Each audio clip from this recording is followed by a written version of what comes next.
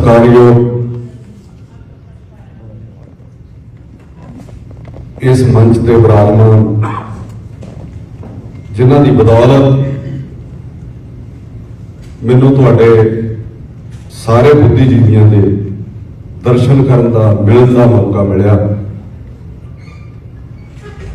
मैं दिल दीआं गहराइयां तो सार दलजीत सिंह जी बहुत लंबियां सेवावां इन्हां पंजाब दे विच निभाईयां और मैनूं राती किसी नाल मैं गल कर रहा सीगा तो उन्होंने मैनूं दस्सिया, मैं हुण पुछ रहा सीगा इन्हां नूं कि सिख मैरिज एक्ट दे उत्ते भी इन्हां बहुत वड्डा काम कीता। साडे सूबे दे विच साडे शहर दे विच मतलब जे पंजाब दा भविख जां देश दा भविख तैयार करन वालियां दा योगदान है तो सार दलजीत सिंह होणां दा भी है। बहुत सारे अफसर ते बहुत सारे बिजनेसमैन हर तरह के बच्चे इन्हां कोलों पढ़ के निकले और अपनी जिंदगी दे विच बहुत वड्डियां उन्हां मल्लां मारियां। इन्हां दी बदौलत ते सार अजैब सिंह चट्ठा इन्हां सब की बदौलत मैं अज तुहाडे रूबरू होया। मेरे को शब्द नहीं है कि मेरे लिए एक किड्डा वड्डा मंच है कि कित्थे मैं पंजाब तो आया अपने यारां दोस्तों को आया सीगा मैं पहली बारी घूमन और जदों प्रिंसीपल साहब नूं पता लगा इन्हां दा मैनूं फोन आया, मेरी टिकट हो चुकी सी कैलगरी दी ते मैनूं इन्ना माण महसूस होया। मैं इन्हां नूं कहा जी मैं रुकूंगा जिन्ने दिन तुसीं कहोगे इत्थे। सो मैं तुहाडे लिए जे शब्द वरतां सारिआं लई जिन्ने भी तुसीं लोग इत्थे बैठे हो, मेरी कोई औकात नहीं है कि मैं तुहानूं कोई सिक्ख्या दे सकां जां कुछ मैं तुहानूं समझा सकां कि मैं नीवां मेरे मुर्शद उच्चे, मैं उच्चिआं दे संग लाइयां सदके जावां तुहाडे उच्चिआं दे जिन्हां नीविआं नाल निभाईआं।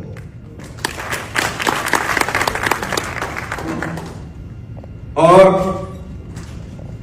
जदों इन्हां नूं मैं पुछया कि ये जिहड़ा सैमीनार है, ये जिहड़ी कॉन्फ्रेंस है, ये किस मुद्दे के उत्ते है, क्योंकि मैं जिंदगी च एक शौक या एक मतलब अपना टीचा जिहड़ा उतार के तुरदा कि उत्थे सिर्फ उही गल कीती जावे जिहदे नाल ओह संबंधित होवे।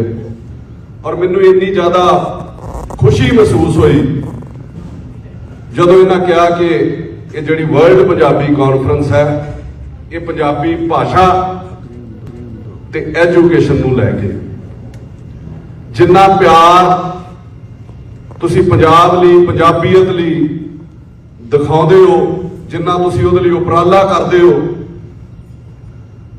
कोई शब्दां दे विच जे तुहाडा शुकराना कीता जावे ते ओह बयान नहीं कीता जा सकदा। सो पंजाबी भाषा बारे जे गल करनी होवे ते उहदे बारे जान लेना भी जरूरी है कि अज दी ये साडी भाषा नहीं हैगी, जिन्हों कई खत्म करने दीयां कोशिशां भी कीतियां जा रही ते कीतियां गईयां, ना ही खत्म हुई है ना होनी है। बहुत सदियां तो जिहड़ी पंजाबी है वो बोली जाती है, लिखी जाती है। पाकिस्तान दे विच शाहमुखी है जिवें कायदा इन्हां ने हुण दिखाया, कायदा नूर। मैं अक्सर बड़ी लभण की कोशिश करता सीगा, मैनूं लभा नहीं। तुसीं पढ़न की गल कीती है, मेरी दिली तमन्ना सीगी कि मैनूं ये कायदा जिहड़ा वो जरूर मिले। साडे इत्थे गुरमुखी दे रूप दे विच जानी जांदी है पंजाब दे विच, और तुहानूं माण महसूस होना चाहिए कि 160 मिलियन लोग जिहड़े दुनिया दे विच ने वो पंजाबी बोलदे ने। बड़ी फखर वाली गल है। और 9वीं जिहड़ी है दुनिया की सब तो ज्यादा बोली जाने वाली भाषा है, जिन्हों किसी वेले इग्नोर किया जाता या जिन्हों दबण दी कोशिशां कीतियां जांदियां ने। गुरु ग्रंथ साहब गुरमुखी दे विच, और इहदी कितनी पुरानी है जिहड़ी असीं मतलब देख रहे हैं कि सब तो पहला जिहड़े साडे समझ दे विच आउंदी है कि गुरु नानक साहब की साखी जिहड़ी है वो पंजाबी दे विच गुरमुखी दे विच लिखी गई। वख-वख तरीके ने बोलण दे, वख-वख मतलब लहजे ने बोलण दे कि जे मैं कहां कि माझी, पुआधी, मलवई, दुआबी, शाहपुरी, झंगवी बोलण दे ढंग अलग-अलग ने। और मैनूं माझे दा होण करके मैनूं ये माण महसूस हुंदा कि माझे दी जिहड़ी बोली है ਉਹ ਜੋ ਬੋਲੀ ਜਾਂਦੀ ਹੈ ਉਹ ਲਿਖਣ 'ਚ ਵੀ ਉਹੀ ਆਉਂਦੀ ਹੈ। ਬਹੁਤ ਜਗ੍ਹਾ ਦੇ ਉੱਤੇ ਲਹਿਜੇ ਦੇ ਵਿੱਚ ਫਰਕ ਆ ਜਾਂਦਾ ਲਿਖਣ ਦੇ ਵਿੱਚ ਤੇ ਬੋਲਣ ਦੇ ਵਿੱਚ। ਮਾਝੇ ਦੀ ਜਿਹੜੀ ਬੋਲੀ ਹੈ ਜੋ ਤੁਸੀਂ ਬੋਲਦੇ ਹੋ ਲਿਖਿਆ ਵੀ ਉਹ ਹੀ ਜਾਂਦਾ ਹੈ। ਮਤਲਬ ਬਹੁਤ ਅਲੱਗ-ਅਲੱਗ ਬਹੁਤ ਮਿੱਠੀ ਜਿਹੜੀ ਸਾਡੀ ਇਹ ਬੋਲੀ ਹੈ। ਔਰ ਜਦੋਂ ਦੀ ਮਤਲਬ ਇਹਨੂੰ ਇੰਨਾ ਤੁਸੀਂ ਅੱਜ ਜੋ ਇਹਦੇ ਲਈ ਐਫਰਟ ਕੀਤੇ ਨੇ, ਜੋ 9ਵੀਂ ਸਦੀ ਤੋਂ ਮਤਲਬ ਜਿੰਨੀ ਕੁ ਮੈਂ ਇਹਦੇ ਉੱਤੇ ਪੜ੍ਹਾਈ ਕੀਤੀ ਜਾਂ ਜਿੰਨਾ ਮੈਨੂੰ ਜਾਣਨ ਦਾ ਮੌਕਾ ਮਿਲਿਆ, 9ਵੀਂ ਸਦੀ ਤੋਂ ਇਹ ਸ਼ੁਰੂ ਹੋਈ ਸੀ ਜਿਹੜੀ ਪੰਜਾਬੀ ਦੀ ਤਿਆਰੀ ਹੈ। ਇਹ ਨਾਥ ਯੋਗੀ ਜਿਹੜੇ ਹੁੰਦੇ ਸੀਗੇ ਉਦੋਂ ਉਹਨਾਂ ਵੱਲੋਂ ਇਹਦੀ ਤਿਆਰੀ ਜਿਹੜੀ ਸ਼ੁਰੂ ਕੀਤੀ ਗਈ ਸੀ। ਔਰ ਸਭ ਦਾ ਸੁਮੇਲ ਹੈ, ਜਿਵੇਂ ਭਾਰਤ ਦਾ ਸੰਵਿਧਾਨ ਲਿਖਿਆ ਹੈ ਨਾ, ਬਹੁਤ ਸਾਰੇ ਦੇਸ਼ਾਂ ਤੋਂ ਲੈ ਕੇ ਕੁਝ ਇੰਗਲੈਂਡ ਦਾ ਹੈ, ਕੁਝ ਮਤਲਬ ਰਸ਼ੀਆ ਦਾ ਹੈ, ਉਸ ਤਰੀਕੇ ਕਈ ਇਹਦੇ ਸ਼ਬਦ ਵੱਖ-ਵੱਖ ਥਾਵਾਂ ਦੇ ਉੱਤੋਂ ਲਏ ਗਏ। ਜਿਹੜਾ ਸਾਡਾ ਅਰਦਾਸ, ਨਹਿਰ, ਜ਼ਮੀਨ, ਗਜ਼ਲ, ਅਰੇਬੀਅਨ ਤੇ ਪਰਸ਼ੀਅਨ ਜਿਹੜੇ ਸ਼ਬਦ ਨੇ ਸਾਡੇ।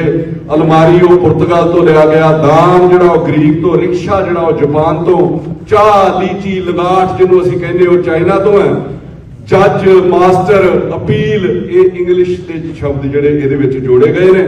ਔਰ ਇਹਦੀ ਜਿਹੜੀ ਬਹੁਤ ਜ਼ਿਆਦੀ ਪਪੂਲੈਰਿਟੀ ਜਿਹੜੀ ਸ਼ੁਰੂ ਹੋਈ, ਉਹ ਅਸੀਂ ਸਾਰੇ ਹੀ ਪੜ੍ਹਦੇ ਆ ਕਿਸੇ ਸ਼ਾਹ ਹੁਸੈਨ ਬਾਬਾ ਬੁੱਲੇ ਸ਼ਾਹ ਤੋਂ। ਔਰ ਫਰੀਦੁਦੀਨ ਗੰਜ ਸ਼ੱਕਰ 1179 ਤੋਂ 1266 ਤੱਕ ਉਹ ਫਸਟ ਜਿਹੜੇ ਪੰਜਾਬੀ ਦੇ ਪਹਿਲੇ ਪੋਇਟ ਗਿਣੇ ਜਾਂਦੇ ਨੇ। ਹੋ ਸਕਦਾ ਮੈਂ ਕਿਤੇ ਗਲਤ ਵੀ ਹੋਵਾਂ, ਮੇਰੇ ਨਾਲੋਂ ਬਹੁਤ ਤੁਸੀਂ ਬੁੱਧੀਜੀਵੀ ਬੈਠੇ ਹੋ ਜਿਨ੍ਹਾਂ ਇਹਦੇ ਉੱਤੇ ਸਰਚ ਕੀਤੀ ਹੈ। ਜਿੰਨੀ ਕੁ ਜਾਣਕਾਰੀ ਮੈਨੂੰ ਮਿਲੀ, ਜੇ ਕੋਈ ਦਰੁਸਤੀ ਵੀ ਕਰੋਗੇ ਤੇ ਅੱਗੋਂ ਮੈਂ ਬੋਲਣ 'ਚ ਉਹਨੂੰ ਦਰੁਸਤ ਵੀ ਕਰ ਦੂੰਗਾ।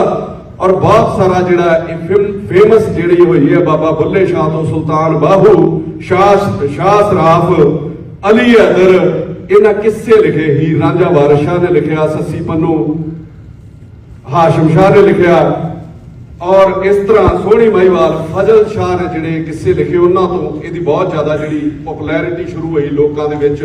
ਬਹੁਤ ਜ਼ਿਆਦਾ ਜਿਹੜੀ ਪੰਜਾਬੀ ਉਹ ਪਪੂਲਰ ਹੋ ਗਈ। ਇਹਦੇ ਨਾਲ ਨਾਲ ਜਿੱਥੋਂ ਸਾਡੇ 'ਚ ਜੋਸ਼ ਆਉਂਦਾ, ਵਾਰਾਂ ਲਿਖੀਆਂ ਗਈਆਂ ਪੰਜਾਬੀ ਦੇ ਵਿੱਚ, ਚੰਡੀ ਦੀ ਵਾਰ, ਨਾਦਰ ਸ਼ਾਹ ਦੀ ਵਾਰ, ਜੰਗਨਾਮਾ, ਜਿਹੜੇ ਸਾਨੂੰ ਉਤਸ਼ਾਹ ਦਿੰਦੇ ਨੇ ਜਦੋਂ ਅਸੀਂ ਉਹਨਾਂ ਨੂੰ ਪੜ੍ਹਦੇ ਹਾਂ ਤੇ ਜਦੋਂ ਸੁਣਦੇ ਹਾਂ। ਸਾਡਾ ਇੱਕ ਜਜ਼ਬਾ ਜਿਹੜਾ, ਸਾਡਾ ਖੂਨ ਜਿਹੜਾ ਉਹ ਖੌਲਦਾ। ਔਰ ਅੱਜ ਦੇ ਯੁੱਗ ਦੇ ਵਿੱਚ ਵੀ ਬਹੁਤ ਸਾਰੇ ਸਾਡੇ ਕੋਲ ਰਾਈਟਰ, ਬਹੁਤ ਸਾਰੇ ਇਹੋ ਜਿਹੇ ਲੋਕ ਨੇ ਜਿਨ੍ਹਾਂ ਨੂੰ ਅਸੀਂ ਸੁਣਨਾ ਪਸੰਦ ਕਰਦੇ ਹਾਂ, ਜਿਨ੍ਹਾਂ ਨੂੰ ਅਸੀਂ ਮਾਡਰਨ ਰਾਈਟਰ ਕਹਿ ਸਕਦੇ ਹਾਂ। ਅਮਰਤਾ ਪ੍ਰੀਤਮ ਜੀ, ਨਾਨਕ ਸਿੰਘ ਜੀ, ਈਸ਼ਵਰ ਚੰਦਰ, ਧਨੀ ਰਾਮ ਚਾਦਰਕ, ਭਾਈ ਵੀਰ ਸਿੰਘ ਜੀ, ਸੁਰਜੀਤ ਪਾਤਰ ਜੀ, ਬਾਜ ਜੀ, ਸ਼ਿਵ ਕੁਮਾਰ ਬਟਾਲਵੀ ਜੀ। ਮਤਲਬ ਪੰਜਾਬੀ ਭਾਸ਼ਾ ਬਹੁਤ ਸਾਡੇ ਲਈ ਬੋਲਣ 'ਚ ਮਿੱਠੀ ਹੈ। ਔਰ ਜਿਸ ਤਰੀਕੇ ਤੁਸੀਂ ਇਹਦਾ ਪ੍ਰਚਾਰ ਕਰ ਰਹੇ ਹੋ, ਜਿਸ ਤਰੀਕੇ ਤੁਸੀਂ ਇਹਨੂੰ ਸੰਭਾਲਣ ਦੀ ਕੋਸ਼ਿਸ਼ ਕਰ ਰਹੇ ਹੋ, ਤੁਹਾਡੀ ਦੇਣ ਵੀ ਜਿਹੜਾ ਪੰਜਾਬ ਤੇ ਪੰਜਾਬੀ ਉਹ ਕਦੀ ਨਹੀਂ ਦੇ ਸਕਦੇ। ਕਿ ਖੰਡ ਤੋਂ ਮਿੱਠੀ ਬੋਲੀ, ਪਿਆਰੇ ਵਤਨ ਪੰਜਾਬ ਦੀ, ਮੁਖ ਚੋਂ ਲਪਟਾਂ ਮਾਰਨ ਜੈਸੇ ਅਤਰ ਗੁਲਾਬ ਦੀ। ਹੁਣ ਤੁਸੀਂ ਦੇਖੋ ਪੰਜਾਬੀ ਦੇ ਵਿੱਚ ਪਹਿਲਾਂ ਅਸੀਂ ਸੁਣਦੇ ਸੀ ਤਾਮਿਲ ਫਿਲਮਾਂ ਬਹੁਤ ਜ਼ਿਆਦਾ ਚੱਲਦੀਆਂ, ਉਸ ਸਾਈਡ ਦੀਆਂ ਪੰਜਾਬੀ ਫਿਲਮ ਇੰਡਸਟਰੀ ਨੇ ਕਿੰਨਾ ਵੱਡਾ ਨਾਮ ਬਣਾਇਆ, ਕਿੰਨਾ ਮਤਲਬ ਇਹਨੂੰ ਸਿੱਖਣ ਦੇ, ਇਸ ਤੋਂ ਕਈ ਲੋਕ ਆਪਣਾ ਕਾਰੋਬਾਰ ਵੀ ਕਰਦੇ ਨੇ। ਮਤਲਬ ਇੰਨੀ ਜ਼ਿਆਦਾ ਜਿਹੜੀ ਸਾਨੂੰ ਪੰਜਾਬੀ ਬੋਲੀ ਦੀ ਦੇਣ ਹੈ। ਔਰ ਦੁਨੀਆ ਦੀ, ਸ਼ਾਇਦ ਕਿਸੇ ਨੂੰ ਨਹੀਂ ਪਤਾ ਹੋਊਗਾ, ਦੁਨੀਆ ਦੀ ਜਿਹੜੀ ਦੂਜੀ ਯੂਨੀਵਰਸਿਟੀ ਹੈ ਪੰਜਾਬੀ ਯੂਨੀਵਰਸਿਟੀ, ਜਿਹੜੀ ਭਾਸ਼ਾ ਦੇ ਨਾਂ ਦੇ ਉੱਤੇ ਯੂਨੀਵਰਸਿਟੀ ਬਣੀ ਸੀ 1962 ਦੇ ਵਿੱਚ, ਉਹ ਪਟਿਆਲਾ ਯੂਨੀਵਰਸਿਟੀ ਹੈ।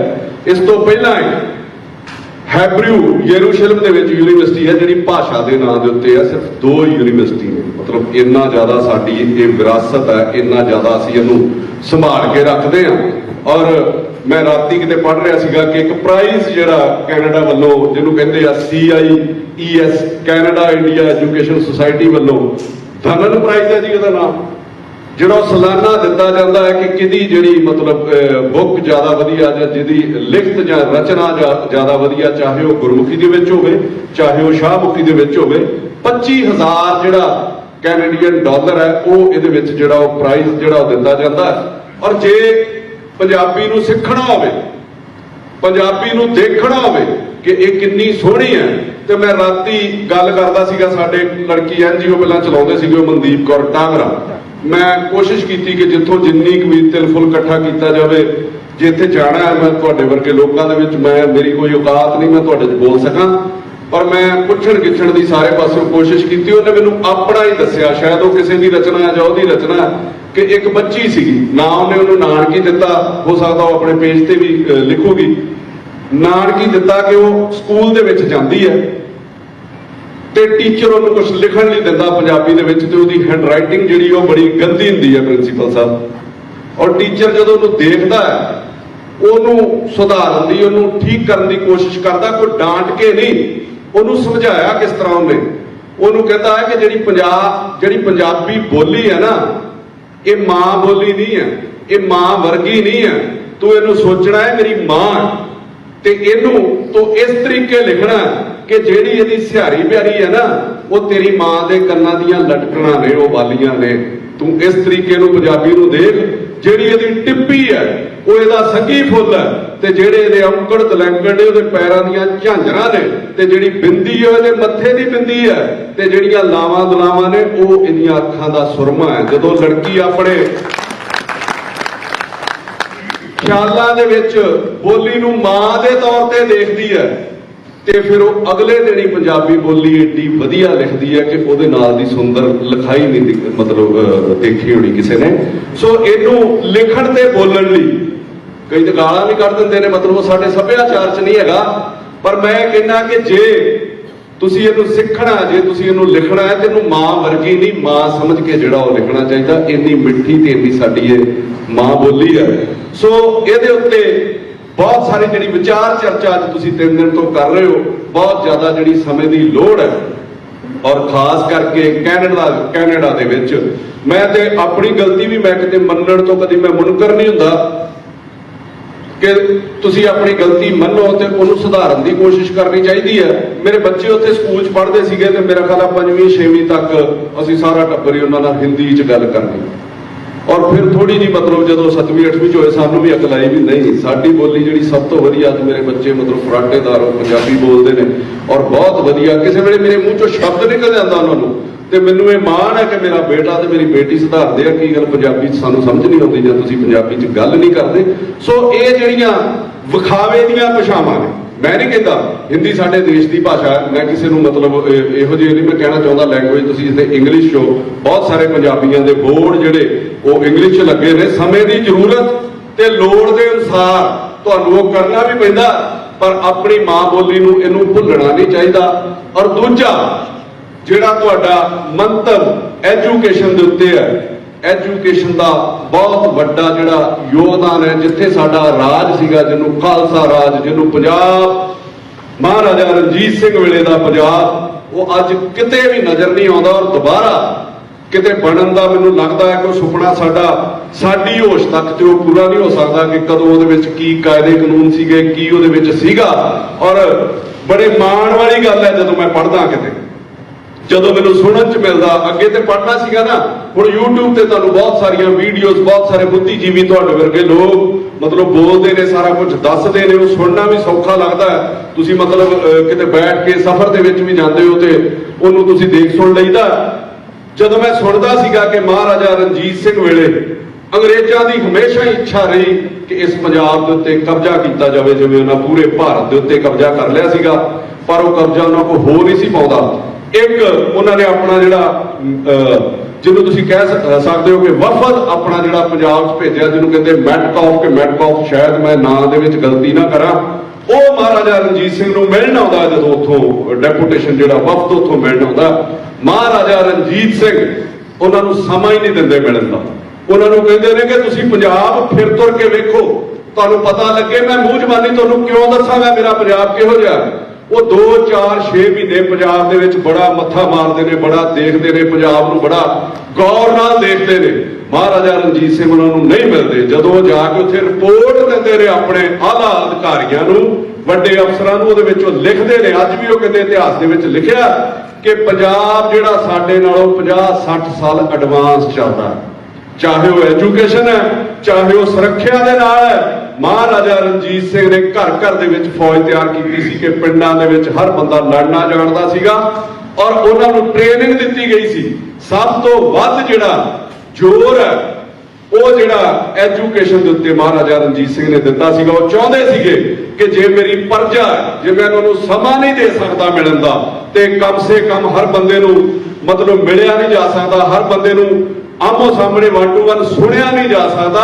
ਇਹਨਾਂ ਨੂੰ ਲਿਖਣਾ ਪੜ੍ਹਨਾ ਜ਼ਰੂਰ ਆਉਣਾ ਚਾਹੀਦਾ। ਮੈਨੂੰ ਵੀ ਹੁਣ ਭਾਈ ਸਾਹਿਬ ਕਹਿ ਰਹੇ ਸੀਗੇ ਕਿ ਬਹੁਤ ਸਾਰੇ ਮੁੱਦੇ ਨੇ ਜਿਨ੍ਹਾਂ ਦੇ ਉੱਤੇ ਕਿਸੇ ਵੇਲੇ ਨਹੀਂ ਬੋਲਿਆ ਜਾਂਦਾ। ਹਾਂ, ਮੈਂ ਕਹਿੰਦਾ ਕਿ ਯਾਰ ਮੈਂ ਇਕੱਲਾ ਆਦਮੀ, ਮੈਂ ਬਹੁਤ ਜ਼ਿਆਦਾ ਜ਼ਰੂਰੀ ਜਿਹੜੀਆਂ ਚੀਜ਼ਾਂ ਦੇਖਦਾ ਵਾਂ ਉਹਦੇ ਉੱਤੇ ਬੋਲਣ ਦੀ ਕੋਸ਼ਿਸ਼ ਕਰਦਾ। ਇੱਕ ਬੰਦਾ ਕਿੰਨਾ ਕੁ ਚਿਰ ਮੈਂ ਬੋਲੂੰਗਾ, ਲੋਕ ਵੀ ਬਹੁਤ ਜ਼ਿਆਦਾ ਰੋਜ਼ ਇਹੋ ਜਿਹਾ ਕਰੂੰਗਾ, ਮੇਰਾ ਚੈਨਲ ਨਹੀਂ ਚੱਲਦਾ, ਲੋਕ ਉਕਤਾ ਜਾਣਗੇ। ਸੋ ਇਹਦੇ ਲਈ ਲਿਖਣਾ ਤੇ ਪੜ੍ਹਨਾ ਬਹੁਤ ਜ਼ਰੂਰੀ ਹੈ। ਮਹਾਰਾਜਾ ਰਣਜੀਤ ਸਿੰਘ ਨੇ, ਉਹਨਾਂ ਦੇ ਦਿਮਾਗ 'ਚ ਆਇਆ ਜਿਹੜਾ ਅੱਜ ਤੁਸੀਂ ਮੈਨੂੰ ਇਹ ਕਾਇਦਾ ਲੱਭਣ ਦੀ ਮੈਂ ਬਹੁਤ ਕੋਸ਼ਿਸ਼ ਕੀਤੀ, ਨਹੀਂ ਲੱਭਾ। ਉਹਨਾਂ ਨੇ ਇੱਕ ਕਾਇਦਾ-ਏ-ਨੂਰ ਬਣਾਇਆ, ਉਦੋਂ ਫਾਰਸੀ ਚੱਲਦੀ ਸੀਗੀ। ਕਾਇਦਾ-ਏ-ਨੂਰ ਬਣਾਇਆ ਜਿਹਨੂੰ ਉਹਨਾਂ ਬੇਸਿਕ ਸਿੱਖਿਆ ਦੇ ਨਾਂ ਦੇ ਉੱਤੇ ਮੇਰਾ ਖਿਆਲ 5000 ਦੇ ਕਰੀਬ ਉਹਨਾਂ ਦਾ ਕੋਈ ਪਟਵਾਰੀ ਜਾਂ ਜਿਹੜਾ ਨੰਬਰਦਾਰ ਸੀ ਉਹਦੀ ਡਿਊਟੀ ਲਾਈ ਕਿ 3-3 ਅੱਗੋਂ ਤੁਸੀਂ ਵੰਡੋਗੇ। ਔਰ ਦੱਸਦੇ ਆ ਕਿ ਸਭ ਤੋਂ ਵੱਧ ਜਿਹੜੀ ਪੜ੍ਹੇ ਲਿਖੇ ਲੋਕਾਂ ਦੀ ਰੇਸ਼ੋ ਸੀਗੀ ਉਹ ਮਹਾਰਾਜਾ ਰਣਜੀਤ ਸਿੰਘ ਦੇ ਵੇਲੇ ਸੀ। ਲੋਕ ਇੰਨੇ ਪੜ੍ਹ ਲਿਖ ਗਏ ਸੀਗੇ, ਉਹਨਾਂ ਨੇ ਆਪਣਾ ਜਿਹੜਾ ਲਿਖਣਾ ਪੜ੍ਹਨਾ ਜੋ ਉਹਨਾਂ ਦੇ ਫੁਟਕਲ ਕੰਮ ਸੀਗੇ ਉਹ ਕਰਨੇ ਸ਼ੁਰੂ ਕਰ ਦਿੱਤੇ। ਔਰ ਜਦੋਂ ਮਹਾਰਾਜਾ ਰਣਜੀਤ ਸਿੰਘ ਨਹੀਂ ਰਹਿੰਦੇ, ਅੰਗਰੇਜ਼ਾਂ ਦਾ ਟੀਚਾ ਸੀਗਾ ਕਿ ਇਹਨਾਂ ਲੋਕਾਂ ਨੂੰ, ਔਰ ਮੈਂ ਸੁਣਦਾ ਸੀਗਾ ਕਿ ਇੱਕ ਦਿਨ ਦੇ ਵਿੱਚ ਪੂਰੇ ਪੰਜਾਬ ਨੂੰ, ਖਾਲਸਾ ਰਾਜ ਨੂੰ ਅਨਪੜ੍ਹ ਕਰ ਦਿੱਤਾ ਗਿਆ ਸੀਗਾ। ਜਦੋਂ ਮੈਂ ਸੁਣ ਰਿਹਾ ਸੀਗਾ ਤੇ ਮੈਨੂੰ ਸਮਝ ਨਹੀਂ ਆਇਆ ਕਿ ਇੱਕ ਦਿਨ 'ਚ ਅਨਪੜ੍ਹ ਕਿਵੇਂ ਕਰ ਸਕਦੇ ਨੇ। ਮਤਲਬ ਕਿਸ ਤਰੀਕੇ ਪਾਲਿਸੀਜ਼ ਬਣਾਉਂਦੀਆਂ ਨੇ ਸਰਕਾਰਾਂ ਜਾਂ ਏਜੰਸੀਜ਼ ਜਾਂ ਕੁਝ ਵੀ ਕਹਿ ਲਓ, ਕਿਸ ਤਰੀਕੇ ਦੀਆਂ ਸਾਜ਼ਿਸ਼ਾਂ ਹੁੰਦੀਆਂ ਨੇ। ਔਰ ਉਹ ਇੱਕ ਦਿਨ ਦੇ ਵਿੱਚ ਅਨਪੜ੍ਹ ਇਸ ਤਰੀਕੇ ਕੀਤਾ ਗਿਆ ਸੀਗਾ ਕਿ ਪੰਜਾਬੀ ਜਿਹੜੀ ਸੀਗੀ, ਜਿਹੜੀ ਭਾਸ਼ਾ ਸੀ ਫਾਰਸੀ, ਜਿਹਦੇ ਵਿੱਚ ਵੀ ਕਾਇਦਾ-ਏ-ਨੂਰ ਸੀਗਾ, ਉਹਨੂੰ ਬੰਦ ਕਰ ਦਿੱਤਾ ਗਿਆ। ਔਰ ਹੁਕਮ ਦੇ ਦਿੱਤਾ ਗਿਆ ਕਿ ਕੱਲ ਤੋਂ ਜਿਹੜਾ ਕੰਮ ਹੈ ਫਲਾਣੀ ਭਾਸ਼ਾ ਦੇ ਵਿੱਚ ਕੀਤਾ ਜਾਊਗਾ, ਇੰਗਲਿਸ਼ ਦੇ ਵਿੱਚ। ਜਿਹੜੇ ਪੜ੍ਹੇ ਲਿਖੇ ਲੋਕ ਸੀਗੇ ਪੰਜਾਬੀ, ਉਹਨਾਂ ਨੂੰ ਵਿਹਲੇ ਕਰਕੇ ਬਿਠਾ ਦਿੱਤਾ, ਤੇ ਜਿਹੜੇ 2-2 ਜਮਾਤਾਂ ਪੜ੍ਹੇ ਸੀ, ਜਿਹੜੀ ਭਾਸ਼ਾ ਉਹਨਾਂ ਨੇ ਲਾਗੂ ਕੀਤੀ, ਉਹਨਾਂ ਨੂੰ ਉਹਦੇ ਉੱਤੇ ਅਫਸਰ ਬਣਾ ਦਿੱਤਾ, ਉਹਨਾਂ ਦੇ ਉੱਤੇ ਬਿਠਾ ਦਿੱਤਾ। ਇੱਕ ਦਿਨ ਦੇ ਵਿੱਚ ਪੂਰਾ ਜਿਹੜਾ ਪੰਜਾਬ ਉਹ ਅਨਪੜ੍ਹ ਕੀਤਾ ਗਿਆ ਸੀਗਾ। ਔਰ ਮਹਾਰਾਜਾ ਰਣਜੀਤ ਸਿੰਘ ਦੀ ਸੋਚ ਸੀ। ਔਰ ਸਭ ਤੋਂ ਵੱਡੀ ਗੱਲ ਮੈਨੂੰ ਕੀ ਲੱਗਦੀ ਉਹਦੇ ਵਿੱਚ ਕਿ ਜੇ ਕਿਤੇ ਕੋਈ ਚਰਚ ਖੁੱਲਣਾ, ਜੇ ਕਿਤੇ ਕੋਈ ਮਸਜਿਦ ਖੁੱਲਣੀ ਹੈ, ਤੇ ਉਹਨਾਂ ਨੇ ਜ਼ਰੂਰੀ ਕਰ ਦਿੱਤਾ ਸੀਗਾ ਕਿ ਇਹਦੇ ਨਾਲ ਇੱਕ ਸਕੂਲ ਜ਼ਰੂਰ ਖੁੱਲੇਗਾ। ਔਰ ਮੈਨੂੰ ਪੰਜਾਬ 'ਚ, ਆਪਣੇ ਦੇਸ਼ 'ਚ ਦੇਖਣ ਨੂੰ ਮਿਲਦਾ ਕਿ ਜਿੱਥੇ ਕਿਤੇ ਵੀ ਚਰਚ ਹੋਵੇ ਉਹਦੇ ਨਾਲ ਸਕੂਲ ਜ਼ਰੂਰ ਚੱਲਦਾ। ਪਰ ਉਸ ਬੰਦੇ ਦੀ ਬਣਾਈ ਪਾਲਿਸੀ, ਉਸ ਸਾਡੇ ਸ਼ੇਰੇ ਪੰਜਾਬ ਦੀ ਬਣਾਈ ਪਾਲਿਸੀ, ਉਹਨੂੰ ਅਸੀਂ ਵਿਸਾਰ ਕੇ ਰੱਖ ਦਿੱਤਾ। ਔਰ ਜਿਹੜੇ ਸਾਡੇ ਬਗਾਨੇ ਸੀਗੇ ਉਹਨਾਂ ਨੇ ਬਣਾ ਲਿਆ। ਅੱਜ ਉਹਨਾਂ ਦਾ ਐਜੂਕੇਸ਼ਨ ਸਿਸਟਮ ਵੇਖ ਲਓ ਤੇ ਸਾਡਾ ਤੁਸੀਂ ਹਾਲ ਦੇਖ ਲਓ ਵੀ ਐਜੂਕੇਸ਼ਨ ਸਿਸਟਮ ਦਾ ਕੀ ਹਾਲ ਕਰਕੇ ਰੱਖ ਦਿੱਤਾ ਗਿਆ। ਔਰ ਦੂਜੀ, ਇਹ ਸਭ ਨੂੰ ਚਾਹੀਦਾ। ਅੱਜ ਮੇਰੇ ਕੁਝ ਦੋਸਤ ਵੀ ਆਏ ਨੇ ਮੇਰੇ ਨਾਲ, ਔਰ ਮੈਂ ਉਹਨਾਂ ਨੂੰ ਲੈ ਕੇ ਆਇਆ ਕਿ ਤੁਸੀਂ ਦੇਖੋ ਤੇ ਸਹੀ ਯਾਰ, ਤੁਸੀਂ ਪੰਜਾਬ ਤੋਂ ਆਏ ਹੋ, ਰੋਜੀ ਰੋਟੀ ਲਈ ਤੁਸੀਂ ਇੱਥੇ ਮਤਲਬ ਆਏ ਜ਼ਰੂਰ ਹੋ, ਪਰ ਆਪਣੇ ਵਿਰਸੇ ਨੂੰ, ਜੇ ਉਹਦੇ ਤੋਂ ਕੁਝ ਅਗਲੀ ਪੀੜ੍ਹੀ ਨੂੰ ਤੁਸੀਂ ਕੁਝ ਦੇਣਾ, ਤੇ ਅੱਜ ਇਹਨਾਂ ਲੋਕਾਂ ਕੋਲੋਂ ਸਿੱਖ ਕੇ ਜਾਓ। ਤੁਹਾਨੂੰ ਮਤਲਬ ਲੱਗੇ ਕਿ ਪੰਜਾਬ ਲਈ ਵੀ ਕੁਝ ਕਰਨਾ, ਪੰਜਾਬੀ ਲਈ ਵੀ ਕੁਝ ਕਰਨਾ ਹੈ, ਤੇ ਪੰਜਾਬੀਅਤ ਲਈ ਵੀ ਕੁਝ ਕਰਨਾ ਹੈ। ਕਿਉਂਕਿ ਵੱਡਿਆਂ ਨੂੰ ਕਦੀ ਵੀ ਵਿਸਾਰਨਾ ਨਹੀਂ ਚਾਹੀਦਾ। ਉਹਨਾਂ ਦੀਆਂ ਸਿੱਖਿਆਵਾਂ ਜਿਹੜੀਆਂ ਲੈਣ ਦੀ ਲੋੜ ਹੈ, ਉਹਨਾਂ ਦੇ ਜਿਹੜੇ ਪਦ ਚਿੰਨ੍ਹ ਨੇ, ਉਹਨਾਂ ਦੀਆਂ ਜਿਹੜੀਆਂ ਪੈੜਾਂ ਨੇ, ਉਹਦੇ ਤੇ ਚੱਲਣ ਦੀ ਲੋੜ ਹੈ। ਜਿਵੇਂ ਕਿਸੇ ਨੇ ਕਿਹਾ ਹੈ ਨਾ ਕਿ ਅੱਜ ਸਾਡਾ ਹਾਲ ਕੋਈ ਹੋ ਰਿਹਾ ਕਿ ਕੱਚੇ ਕੋਠੇ ਨੂੰ ਜੇਕਰ ਲਿਪੀਏ ਨਾ, ਇੱਕ ਦਿਨ ਢਹਿੰਦਿਆਂ ਢਹਿ ਜਾਂਦਾ। ਨਵੇਂ ਰੁੱਸੇ ਨੂੰ ਜੇਕਰ ਬਣਾਈਏ ਨਾ, ਫਰਕ ਪੈਂਦਿਆਂ ਪੈ ਜਾਂਦਾ। ਚੁਗਲਖੋਰ ਨੂੰ ਜਿੰਨਾ ਮਰਜ਼ੀ ਟੋਕ ਦਈਏ, ਉਹ ਗੱਲ ਕਹਿੰਦਿਆਂ ਕਹਿ ਜਾਂਦਾ। ਜੇ ਵੱਡਿਆਂ ਦੀਆਂ ਸਿੱਖਿਆਵਾਂ ਤੇ ਚੱਲੀਏ ਨਾ, ਤੇ ਭੱਠਾ ਬਹਿੰਦਿਆਂ ਬਹਿ ਜਾਂਦਾ, ਜਿਹੜਾ ਸਾਡੇ ਐਜੂਕੇਸ਼ਨ ਸਿਸਟਮ ਦਾ ਰਹਿ ਗਿਆ। ਅੱਜ ਤੁਸੀਂ ਸਾਡੇ ਹਾਲਾਤ ਦੇਖੋ। ਮੈਂ ਆਪਣੇ ਦੇਸ਼ ਨੂੰ ਕਦੀ ਵੀ ਮਾੜਾ ਨਹੀਂ ਕਹਿੰਦਾ। ਮੇਰੇ ਦੇਸ਼ ਦੇ ਵਿੱਚ, ਮੇਰਾ ਦੇਸ਼ ਬਹੁਤ ਖੂਬਸੂਰਤ ਹੈ।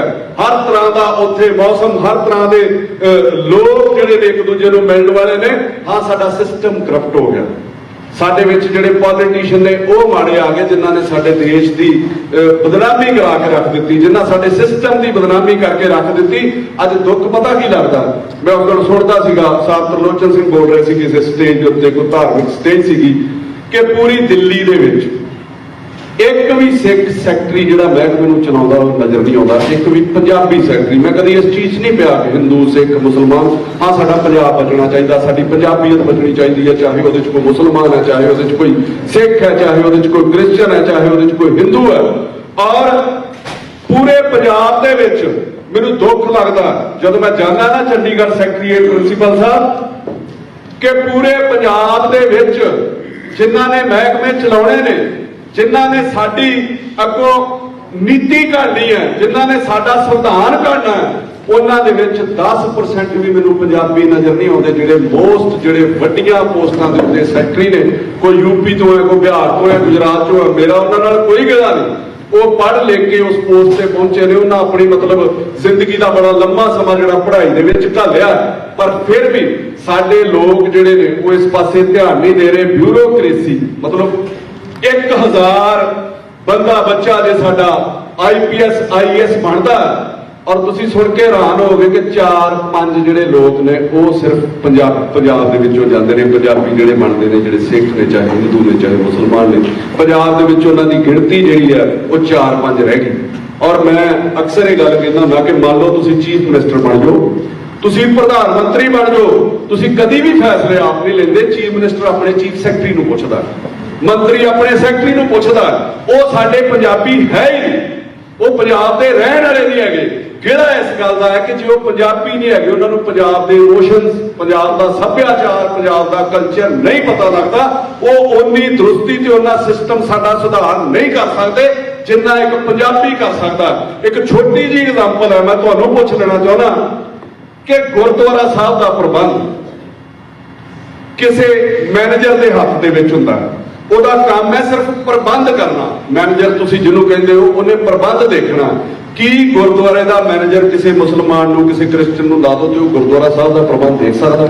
ਇਹੋ ਮਿਸਾਲ ਤੁਸੀਂ ਚਰਚ ਦੇ ਉੱਤੇ ਲੈ ਲਓ, ਇਹੋ ਤੁਸੀਂ ਮਸਜਿਦ ਦੇ ਉੱਤੇ ਲੈ ਲਓ। ਕਿਸੇ ਸਿੱਖ ਨੂੰ ਤੁਸੀਂ ਕਿਸੇ ਮਸਜਿਦ ਦਾ ਤੁਸੀਂ ਲਾ ਦਿਓ ਮੈਨੇਜਰ, ਤੇ ਉਹ ਨਹੀਂ ਉਸ ਤਰੀਕੇ ਉਹ ਪ੍ਰਬੰਧ ਦੇਖ ਸਕਦਾ। ਸੋ ਪੰਜਾਬ ਦਾ ਪ੍ਰਬੰਧ ਦੇਖਣ ਲਈ ਇਹੋ ਜਿਹੇ ਲੋਕ ਜਿਹੜਾ ਜ਼ਿਆਦਾ ਜ਼ਰੂਰੀ ਨੇ, ਜਿਹੜੇ ਪੰਜਾਬ ਦੇ ਵਿੱਚੋਂ ਆਉਣ, ਜਿਹੜੇ ਪੰਜਾਬੀਅਤ ਨੂੰ ਸਮਝਦੇ ਹੋਣ, ਜਿਹੜੇ ਪੰਜਾਬ ਨੂੰ ਸਮਝਦੇ ਹੋਣ। ਔਰ ਮੈਨੂੰ ਬੜੀ ਖੁਸ਼ੀ ਮਹਿਸੂਸ ਹੋਈ ਕਿਸੇ ਦੀ ਗੱਲ ਸੁਣ ਕੇ, ਉਹ ਬੋਲ ਰਹੇ ਸੀਗੇ ਸਟੇਜ ਦੇ ਉੱਤੇ ਕਿ ਮੁਸਲਮਾਨ ਦੇ ਵਿੱਚ, ਉਹਨਾਂ ਦੇ ਵਿੱਚ ਇੱਕ ਜ਼ਕਾਤ ਬੋਰਡ, ਜਿਹਦਾ ਸਾਰਾ ਖਰਚਾ ਉਹ ਜ਼ਕਾਤ ਬੋਰਡ ਚਲਾਉਂਦਾ, ਔਰ ਉਹਦੇ ਜਿਹੜੇ ਮੈਂਬਰ ਨੇ ਉਹ ਕੋਈ ਜੱਜਸ ਨੇ, ਕੋਈ VC ਨੇ ਤੁਹਾਡੇ ਵਰਗੇ, ਕੋਈ ਬਹੁਤ ਸਾਰੇ ਬੁੱਧੀਜੀਵੀ ਜਿਹੜੇ ਕੋਈ ਚੀਫ ਕਿਤੋਂ ਰਿਟਾਇਰ ਹੋਏ ਨੇ, ਉਹ ਲੋਕ ਨੇ। ਔਰ ਉਹ ਹਰ ਸਾਲ ਬੱਚਿਆਂ ਦਾ ਟੈਸਟ ਲੈਂਦੇ ਨੇ, ਔਰ ਉਹਨਾਂ ਦੇ ਵਿੱਚੋਂ ਜਿਹੜੇ ਬੱਚੇ IAS IPS ਜਾਂ ਬਿਊਰੋਕ੍ਰੇਸੀ ਜਾਣਾ ਚਾਹਣ, IRS ਜਿਹੜੇ ਬਣਨੇ ਹੁੰਦੇ ਨੇ, ਉਹਨਾਂ ਦਾ ਸਾਰਾ ਖਰਚਾ ਉਹਨਾਂ ਵੱਲੋਂ ਚੁੱਕਿਆ ਜਾਂਦਾ, ਔਰ ਬਹੁਤ ਗਿਣਤੀ ਦੇ ਵਿੱਚ ਬੱਚੇ ਉਹਨਾਂ ਦੇ ਸਿਲੈਕਟ ਹੁੰਦੇ ਨੇ। ਸੋ ਸਾਡੇ ਉਹ ਕਿਤੇ ਵੀ ਨਹੀਂ ਲੱਭ ਰਿਹਾ। ਸਾਡੇ ਜਿਹੜੇ ਸੰਸਥਾਵਾਂ ਨੂੰ ਇਹ ਕੰਮ ਕਰਨੇ ਚਾਹੀਦੇ ਸੀਗੇ, ਮੈਂ ਕੋਈ ਇੱਥੇ ਕਿਸੇ ਦਾ ਨਾਂ ਲੈ ਕੇ ਨਹੀਂ ਕਹਿਣਾ ਚਾਹੁੰਦਾ, ਕਿਸੇ ਨੇ ਵੀ ਇਹ ਕੰਮ ਨਹੀਂ ਕੀਤੇ, ਇਹਨਾਂ ਚੀਜ਼ਾਂ ਦੇ ਉੱਤੇ ਧਿਆਨ ਨਹੀਂ ਦਿੱਤਾ। ਔਰ ਮੈਂ ਤੁਹਾਨੂੰ ਵੀ, ਜਿੰਨੇ ਲੋਕ ਤੁਸੀਂ ਬਾਹਰ ਬੈਠੇ ਹੋ, ਮੈਂ ਤੁਹਾਨੂੰ ਵੀ ਇੱਕ ਗੁਜ਼ਾਰਿਸ਼ ਕਰਨ ਲੱਗਾ। ਮੈਂ ਬਾਹਰ ਵੀ ਬੋਲ ਰਿਹਾ ਸੀਗਾ ਕਿਸੇ ਚੈਨਲ ਦੇ ਉੱਤੇ, ਮੈਂ ਇੱਕ ਬੇਨਤੀ ਤੁਹਾਨੂੰ ਕਰਨ ਲੱਗਾ ਕਿ ਇੱਥੋਂ ਬਹੁਤ ਸਾਰਾ ਤੁਸੀਂ ਫੰਡ ਜਿਹੜੇ ਨੇ, ਉਹ ਰਾਸ਼ਨ ਦੇ ਨਾਂ ਦੇ ਉੱਤੇ, ਉਹ ਮੈਡੀਕਲ ਦੇ ਨਾਂ ਦੇ ਉੱਤੇ, ਉਹ ਲੋਕਾਂ ਦੇ ਮਕਾਨ ਬਣਾਉਣ ਦੇ ਨਾਂ ਦੇ ਉੱਤੇ ਬਹੁਤ ਸਾਰੇ ਫੰਡ ਤੁਸੀਂ ਦਰਿਆ ਦਿਲੀ ਪੰਜਾਬ ਦੇ ਲਈ ਵਿਖਾਉਂਦੇ ਹੋ। ਆਪਣੀ ਨਰਮ ਦਿਲੀ, ਆਪਣੀ ਜਿਹੜੀ ਭਾਵਨਾ ਤੁਹਾਡੀ ਪੰਜਾਬ ਨਾਲ ਜੁੜੀ, ਉਹ ਤੁਸੀਂ ਦਿਖਾਉਂਦੇ ਹੋ। ਪਰ ਇਹਦੇ ਨਾਲ ਤੁਸੀਂ ਜਿਹੜੇ ਪੋਲੀਟੀਸ਼ੀਅਨਸ ਨੂੰ ਵੀ ਫੰਡ ਦਿੰਦੇ ਹੋ, ਕੋਈ ਕਿਤੇ ਆ ਜਾਂਦਾ। ਬਹੁਤ ਸਾਰੀਆਂ, ਮੈਂ ਜਦੋਂ ਇਲੈਕਸ਼ਨਸ ਦੇਖਦਾ, ਬਹੁਤ ਸਾਰੇ ਪੋਲੀਟੀਸ਼ੀਅਨ ਇੱਥੇ ਗੇੜਾ ਕੱਢਣੀ ਆ ਜਾਂਦੇ ਨੇ। ਤੁਹਾਡੇ ਵਾਸਤੇ ਚਾਹੇ ਉਹ ਛੋਟੀ ਰਕਮ ਬਣਦੀ ਹੋਵੇ, ਉਹਨਾਂ ਵਾਸਤੇ ਉਹ ਬਹੁਤ ਵੱਡੀ ਹੋ ਜਾਂਦੀ ਆ। ਇਹਨਾਂ ਸਾਰੀਆਂ ਚੀਜ਼ਾਂ ਤੋਂ ਗਰੇਜ ਕਰਕੇ ਤੁਸੀਂ ਕੁਝ ਇਹਦੇ ਉੱਤੇ ਕੰਮ ਜੇ ਕੀਤਾ ਜਾਵੇ ਕਿ ਅਸੀਂ ਪੰਜਾਬ 'ਚ ਕੋਈ ਐਜੂਕੇਸ਼ਨ ਜਿਹੜਾ ਸੈਂਟਰ ਹੈ, ਜਿਹਦੇ ਵਿੱਚ IAS IPS ਬੱਚੇ ਅਸੀਂ ਤਿਆਰ ਕਰਨੇ ਨੇ, ਜਿਨ੍ਹਾਂ ਦੇਸ਼ ਦਾ ਸਿਸਟਮ ਦੇਖਣਾ, ਜਿਨ੍ਹਾਂ ਦੇਸ਼ ਦੀ ਨੀਤੀ ਘੜਨੀ ਹੈ, ਉਹਨਾਂ ਦੀ ਜੇ ਤੁਸੀਂ ਕੋਈ ਉਪਰਾਲਾ ਕਰਨ ਦੀ ਕੋਸ਼ਿਸ਼ ਕਰੋਗੇ ਤੇ ਸਾਡਾ ਸ਼ਾਇਦ ਪੰਜਾਬ ਦਾ ਵੀ ਭਲਾ ਹੋ ਸਕਦਾ, ਸਾਡੀ ਪੰਜਾਬੀਅਤ ਦਾ ਵੀ ਭਲਾ ਹੋ ਸਕਦਾ। ਕਿਉਂਕਿ ਬਹੁਤ ਅਸੀਂ ਪਛਤਾਵੇ ਵਾਲੇ ਮੋੜ ਦੇ ਉੱਤੇ ਆ ਗਏ। ਸਾਨੂੰ ਕੋਈ ਸੁਧਰਨ ਦਾ ਜਾਂ ਆਪਣੇ ਹਾਲਾਤ ਕੋ ਸੁਧਰਨ ਦਾ ਕੁਝ ਵੀ ਨਜ਼ਰ ਨਹੀਂ ਆਉਂਦਾ। ਕਹਿੰਦੇ ਆ ਨਾ ਕਿ ਐਸਾ ਨਾ ਹੋ ਅੰਜਾਮ पे पछताओ किसी दिन, ਬਿਹਤਰ ਹੈ ਕਿ ਤੁਮ ਖੁਦ ਹੀ ਸਮਝ ਜਾਓ ਕਿਸੇ ਦਿਨ। ਸਾਨੂੰ ਹੁਣ ਵੀ ਉਹਦੇ ਤੇ ਸੰਭਲ ਜਾਣਾ ਚਾਹੀਦਾ ਕਿ ਇਹੋ ਜਿਹਾ। ਮੈਂ ਤਾਂ ਅੱਗੇ ਜਦੋਂ ਇਹ ਸਰਕਾਰ ਬਣੀ ਸੀ ਨਵੀਂ, ਚਾਹੇ ਉਹ ਕੇਂਦਰ ਦੀ ਹੋਵੇ, ਚਾਹੇ ਪੰਜਾਬ ਦੀ ਹੋਵੇ, ਮੈਂ ਇੱਕ ਗੱਲ ਦੇ ਉੱਤੇ ਜ਼ੋਰ ਜ਼ਰੂਰ ਦਿੰਦਾ ਕਿ ਯਾਰ ਤੁਸੀਂ 10 ਸਾਲ ਸਾਡਾ ਚਾਹੇ ਮੈਡੀਕਲ ਬੰਦ ਕਰ ਦਿਓ, ਸਾਡਾ ਖਾਣਾ ਪੀਣਾ ਘੱਟ ਕਰ ਦਿਓ, 10 ਸਾਲ ਸਿਰਫ ਐਜੂਕੇਸ਼ਨ ਦੇ ਉੱਤੇ ਕੰਮ ਕਰ ਦਿਓ, ਤੇ ਜਿਹੜੇ ਐਜੂਕੇਸ਼ਨ ਲੈ ਕੇ ਬੱਚੇ ਤਿਆਰ ਹੋਣਗੇ, ਉਹਨਾਂ ਸਾਰਾ ਕੁਝ ਇਹ ਠੀਕ ਕਰ ਲੈਣਾ, ਮੈਡੀਕਲ ਵੀ ਤੇ ਸਾਡਾ ਖਾਣ ਪਾਣ ਦਾ ਵੀ ਸਾਰਾ ਕੁਝ ਠੀਕ ਕਰ ਲੈਣਾ। ਉਹਦੇ ਉੱਤੇ ਕੋਈ ਜ਼ੋਰ ਨਹੀਂ ਦੇ ਰਿਹਾ। ਤੁਸੀਂ ਬਹੁਤ ਉਪਰਾਲਾ ਕਰਦੇ ਹੋ ਪੰਜਾਬੀ ਬਚੀ ਰਵੇ। ਇੱਥੇ ਪੰਜਾਬ 'ਚ ਇਹ ਟੈਨਸ਼ਨ ਹੈ ਕਿ ਪੰਜਾਬ ਬਚਿਆ ਰਵੇ। ਔਰ ਮੈਂ ਤੁਹਾਨੂੰ ਮਜ਼ੇਦਾਰ ਗੱਲ ਦੱਸਣ ਲੱਗਾ ਕਿ ਮੈਨੂੰ ਇੱਕ BJP ਦੇ ਹੈੱਡ ਨੇ, ਵਿਜੇ ਰੂਪਾਨੀ, ਸਾਡੇ ਪੰਜਾਬ ਦੇ ਇੰਚਾਰਜ ਨੇ ਪ੍ਰਿੰਸੀਪਲ ਸਾਹਿਬ, ਉਹ ਗੁਜਰਾਤ ਦੇ ਮੁੱਖ ਮੰਤਰੀ ਰਹੇ ਨੇ। ਉਹ ਮੈਨੂੰ ਮਿਲ ਭੇਜ ਦੇਣਗੇ ਸਾਡੀ ਪਾਰਟੀ ਜੁਆਇਨ ਕਰੋਗੇ, ਮੈਂ ਕਿਹਾ ਜੀ ਨਹੀਂ ਕਰੂੰਗਾ। ਤੁਸੀਂ ਪੰਜਾਬ ਲਈ ਕੁਝ ਕਰੋ ਤੇ ਸਹੀ, ਸਾਡਾ ਬਾਰਡਰ ਖੋਲਣ ਵਾਲਾ ਯਾਰ, ਖੋਲੋ ਤੁਸੀਂ। ਪੰਜਾਬ 'ਚ ਆਪਾਂ ਦੇ ਕੁਝ ਨਹੀਂ ਰਹੇ, ਸਿਰਫ ਸਾਨੂੰ ਇਮੋਸ਼ਨਲ ਤੌਰ ਦੇ ਉੱਤੇ ਜਿਹੜਾ ਨਾਲ ਜੋੜਿਆ ਜਾ ਰਿਹਾ, ਕਦੀ ਪੱਗ ਬੰਨ੍ਹ ਕੇ ਗੁਰਦੁਆਰੇ ਮੱਥਾ ਟੇਕ ਆਉਂਦੇ ਨੇ ਪ੍ਰਧਾਨ ਮੰਤਰੀ ਸਾਹਿਬ। ਜਦੋਂ ਤੁਸੀਂ ਫੋਕਸ ਤੇ ਕਰੋ ਨਾ ਪੰਜਾਬ ਨੂੰ, ਦੇਣਾ ਕੀ ਚਾਹੁੰਦੇ ਹੋ, ਤੁਸੀਂ ਕਰਨਾ ਕੀ ਚਾਹੁੰਦੇ ਹੋ। ਔਰ ਮੈਂ ਉਹਨਾਂ ਨੂੰ ਕਿਹਾ, ਮੈਂ ਕਿਹਾ ਰੂਪਾਨੀ ਸਾਹਿਬ ਤੁਹਾਡੀ ਸਰਕਾਰ ਆ ਜਾਣੀ ਹੈ ਪੰਜਾਬ ਦੇ ਵਿੱਚ। ਉਹਨਾਂ ਇੱਕਦਮ ਸ਼ੌਕ ਹੋ ਗਏ, ਕਹਿੰਦੇ ਯਾਰ ਤੁਸੀਂ ਪਹਿਲੇ ਬੰਦੇ ਹੋ ਜਿਹੜੇ ਕਹਿ ਰਹੇ ਹੋ ਆਪ ਪਹਿਲੇ ਆਦਮੀ ਹੋ ਪੰਜਾਬ। ਮੈਂ ਕਿਹਾ ਮੈਂ ਤੁਹਾਨੂੰ ਟਾਈਮ ਨਹੀਂ ਦੱਸਿਆ, ਤੁਹਾਡੀ ਸਰਕਾਰ ਆਉਣੀ ਹੈ 2042 'ਚ। ਉਹ ਮੈਨੂੰ ਕਹਿੰਦੇ ਤਾਂ ਬਹੁਤ ਲੰਮਾ ਹੈ, ਉਦੋਂ ਹਿੰਦੀ 'ਚ ਗੱਲ ਕੀਤੀ ਜੀ ਉਹਨਾਂ ਨਾਲ, ਬਹੁਤ ਲੰਬਾ ਸਮਾਂ।